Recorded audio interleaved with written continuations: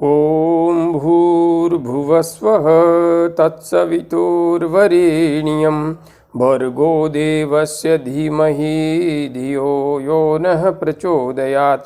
उस प्राण स्वरूप, दुखनाशक, सुख स्वरूप, श्रेष्ठ, तेजस्वी, पापनाशक, देव स्वरूप परमात्मा को हम अपनी अंतरात्मा में धारण करें। वह परमात्मा हमारी बुद्धि को सतमार्ग की ओर प्रेरित करे। भाइयों बहनों, जय श्री राम, जय गुरुदेव, जय माँ आदिशक्ति। आप सभी भाइयों बहनों की साधना से संबंधित जिज्ञासाओं का समाधान करते हुए मैं आज एक अत्यंत महत्वपूर्ण जिज्ञासा को सम्मिलित कर रहा हूँ। गुजरात से श्री उमेश पटेल जी ने अपनी जिज्ञासा प्रकट करते हुए पूछा है। गुरुजी प्रणाम। प्रणाम उमेश जी, खुश रहिए। मैं बचपन से ही शिवलिंग की पूजा करता हूँ। सनातन धर्म में शिव जी से ज़्यादा शिवलिंग की पूजा का महत्व क्यों है? दूसरे धर्म वाले इसको अजीब भी मानते हैं। हमारा तर्क संगत उनको क्या जवाब होना चाहिए? पटेल साहब, यहाँ पर जो आपने प्रश्न पूछा है, जो जिज्ञासा रखी है, देखा जाए तो सनातन धर्म के लिए यह प्रश्न अत्यंत महत्वपूर्ण है और गूढ़ रहस्यात्मक भी है। वर्तमान में हमारे धर्म के नियमों को समझाने वालों का तो एक प्रकार से अकाल ही पड़ गया है और इसी वजह से धर्म अनुयायियों को धर्म का वास्तविक मर्म समझ में भी नहीं आता है। चलिए, आपने जो प्रश्न पूछा है, मैं अपने ज्ञान के अनुसार उस जगत जननी माँ की शक्ति से उसका विश्लेषण करने का प्रयास कर रहा हूँ। आपने लिखा है, आप बचपन से ही शिवलिंग की पूजा करते हैं। सनातन धर्म में शिवजी से ज़्यादा शिवलिंग की पूजा का महत्व क्यों है? दूसरे धर्म वाले इसको अजीब भी मानते हैं। हमारा तर्क संगत उनको क्या जवाब होना चाहिए? देखिए, शिव एवं शक्ति का जो स्वरूप है वह पिता एवं माता का स्वरूप है। यदि हम खुली आंखों से इस सृष्टि रूपी जगत को देखते हैं, इस संसार को देखते हैं, तो हमें यह धरती माँ प्रकृति के रूप में दिखाई देती है, माँ के रूप में दिखाई देती है और भगवान सूर्य नारायण सविता परमात्मा पिता के रूप में दिखाई देते हैं। पिता की ऊर्जा से माँ नवीन जीवन को सृजित करती है। पिता अंश है और माँ उस अंश को विराट कर देती है। पिता बीज है और माँ उस बीज से एक विराट अस्तित्व को निर्मित कर देती है। यहाँ पर पिता का योगदान महत्वपूर्ण तो है, किंतु पिता से माँ का योगदान अत्यंत विराट है, अत्यंत विस्तृत है। सनातन धर्म के दो पक्ष हैं। एक तो है वैदिक मार्ग, दूसरा है तंत्र मार्ग। आगम निगम बखानी तुम शिव पटरानी। आगम और निगम, आगम मीन्स तंत्र ग्रंथ, तंत्र शास्त्र।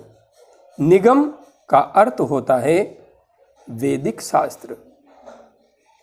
इन दोनों शास्त्रों में ज्ञान का विपुल भंडार भरा हुआ है, किंतु इन दोनों पद्धतियों में बहुत बड़ा अंतर है, बहुत बड़ा भेद है।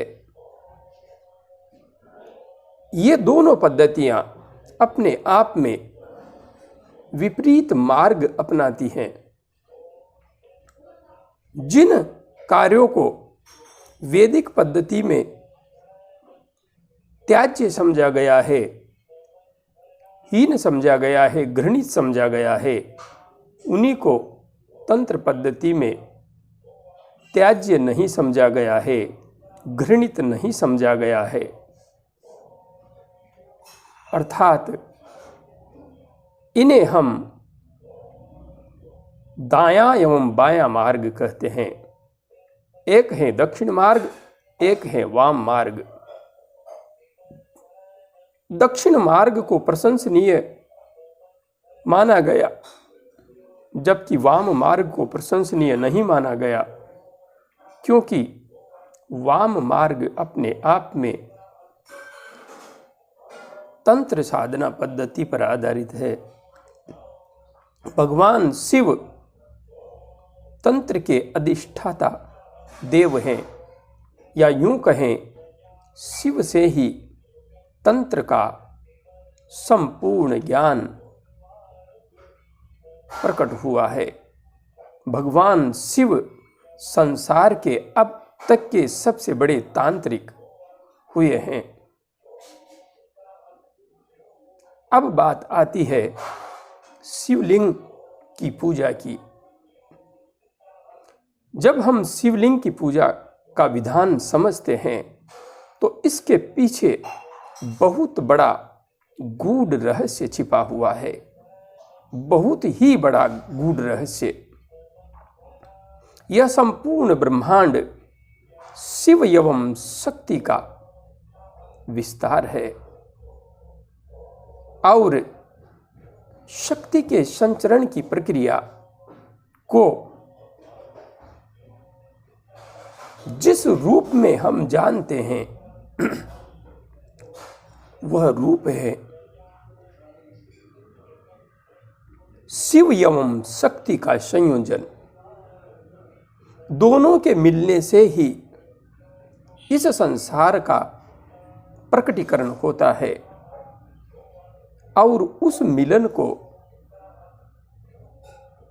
शिवलिंग एवं योनि के रूप में तंत्र शास्त्र घृणित नहीं पूज्य मानता है। यहाँ पर हम जब इस विषय को गहराई से समझते हैं तो यहाँ पर कोई लिंग की पूजा नहीं हो रही है, बल्कि यह इस बात का गूढ़ रहस्य दिखाता है तंत्र के अनुसार कि लिंग एवं योनि कोई घृणित दृश्य देखने या दृश्य घृणित भाव लाने वाले अंग प्रत्यंग नहीं है। ये वास्तविक रूप में शिव एवं शक्ति के अस्तित्व को प्रकट करने वाले महत्वपूर्ण अंग हैं, और इन्हीं से शिव एवं शक्ति का विराट स्वरूप प्रकट होता है। इसलिए तंत्र शास्त्र में जो भैरवी साधना है उसमें इन्हीं अंगों की पूजा के माध्यम से आगे बढ़ने का विधान है। भैरवी साधना में खुली आंखों से साधक नग्न अवस्था में साधना करते हैं और अपनी काम शक्ति को नियंत्रित करने की एक रहस्यमयी साधना से गुजरते हैं। किंतु आज अध्यात्म का, आज साधनाओं का वह विज्ञान तो विलुप्त होने की कगार पर है, और कहीं न कहीं इसे घृणित भी समझा जाता है। किंतु वास्तविक तत्व दर्शन जब हम तंत्र का समझते हैं तो तंत्र पद्धति अपने आप में एक विज्ञान है, पूर्ण साइंस है, और वहाँ पर शक्ति के इन रूपों को बहुत विराट अस्तित्व के साथ तार्किक दृष्टिकोण से एक विज्ञान के साथ समझाया भी गया है। हम अधूरे ज्ञान की वजह से इन विषयों को समझ नहीं पाते हैं, किंतु हाँ, जब हमारे से कोई व्यक्ति यह प्रश्न पूछे कि शिव जी के लिंग की पूजा करते हैं, तो वहाँ पर लिंग ही नहीं है, लिंग को स्थापित कर रखा है। लिंग एवं योनि दोनों का प्रतिबिंब वहाँ पर स्पष्ट दिखाई दे रहा है। दोनों की पूजा हो रही है, दोनों के मेल की पूजा हो रही है। शिव एवं शक्ति को हमें अपने अंतस्थ में जागृत करना है। और आप सबको मैं जिस मार्ग पर आगे बढ़ा रहा हूँ, कुंडलिनी जागरण साधना, वास्तविक रूप में देखा जाए तो यह शिव एवं शक्ति के मिलन की वास्तविक प्रक्रिया है। बाहर शिवलिंग की पूजा के माध्यम से हम जिस रहस्य को समझते हैं, वह रहस्य वास्तविक रूप में हमारे अंतस्थ में घटने वाली एक महत्वपूर्ण घटना है। जब हम हमारी कुंडलिनी ऊर्जा को, महाआदि शक्ति को जागृत करके मूलाधार से ऊर्ध्वगामी बनाते हैं और यह ऊर्जा ऊर्ध्व होती हुई सहस्रार स्थित परब्रह्म परमपिता परमात्मा सदा शिव से जाकर के संयुक्त हो जाती है, उसी स्थिति को शिव एवं शक्ति का मिलन कहते हैं। तो हम विशिष्ट रूप से इस सत्य को उस शिव रूपी परमात्मा का निराकार विराट अस्तित्व समझें। हाँ, वह निराकार है, ज्योति स्वरूप है और उसकी ज्योति शक्ति से मिलकर ही अपना अस्तित्व वास्तविक रूप में प्रकट करती है। हमारे तत्वज्ञानी ऋषि मुनियों ने शिवलिंग की पूजा का जो विधान बनाया, उसके पीछे बहुत बड़ा गूढ़ रहस्य छिपा करके रखा है, बहुत बड़ा गूढ़ रहस्य। किंतु हम उस गूढ़ रहस्य को नहीं समझ पाते, क्योंकि हम साधना पथ पर वास्तविक रूप में आगे बढ़ के इस रहस्य को अपने जीवन में आत्मसात नहीं कर पाते। इसलिए आगे बढ़ के स्वयं आप अनुभव कीजिए कि शक्ति का वास्तविक स्वरूप क्या है, शिव का वास्तविक स्वरूप क्या है और उनका संयुक्त स्वरूप किस प्रकार से निर्मित होता है। प्रत्येक स्त्री एवं पुरुष शक्ति एवं शिव के ही रूप हैं और उनके मिलन से दोनों को जिस आनंद की अनुभूति होती है, वह आनंद कोई घृणित आनंद नहीं है। इसे ब्रह्मानंद सहोदर कहा गया है। काम सुख को, काम का सुख नहीं होता, भोग का सुख नहीं होता, यह आनंद माना गया है, आनंद कहा गया है, क्योंकि सुख और आनंद में बहुत बड़ा भेद है। आनंद रोम रोम को प्रफुल्लित कर देता है, रोमांचित कर देता है। जब हम गहरे ध्यान में उतरते हैं, अमृत की प्राप्ति करते हैं, समाधि में डूबते हैं, तो उस स्थिति में जो आनंद आता है वह अद्भुत है। उसी की एक हल्की सी झलक संभोग की प्रक्रिया भी देती है। तो इन अंगों से उस आनंद की एक हल्की सी झलक जीवात्मा प्राप्त करता है, और यह आनंद सतत बना रहे, इसके लिए साधना का पथ चुनना पड़ता है।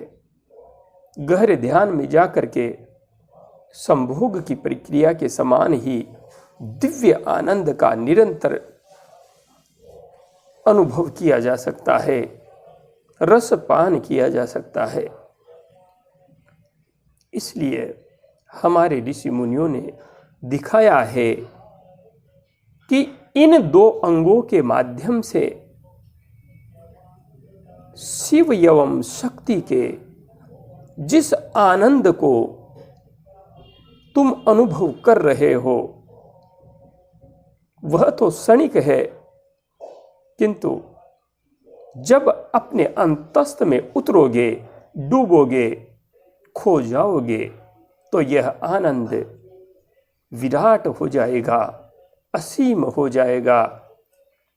तुम अभी जीवात्मा हो, उस विराट से मिलकर के तुम स्वयं विराट हो जाओगे। शिवलिंग की पूजा हमें यही सिखाती है कि हम भी माँ आदि शक्ति को शिव से मिला करके स्वयं शिव स्वरूप हो जाएं, जीवात्मा से परमात्मा बन जाएं, विराट अस्तित्व में अपने आत्म स्वरूप को विलोपित कर दें।